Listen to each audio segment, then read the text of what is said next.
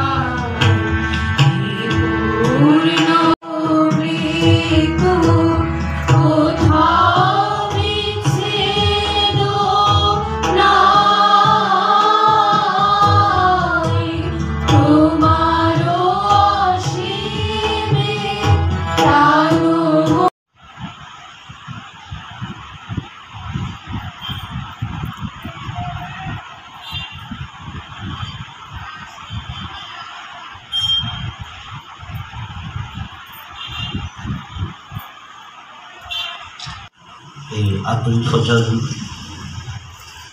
আমাদেরকে ছেড়ে চলে গেছেন পরবারে, তাকে স্মরণ করে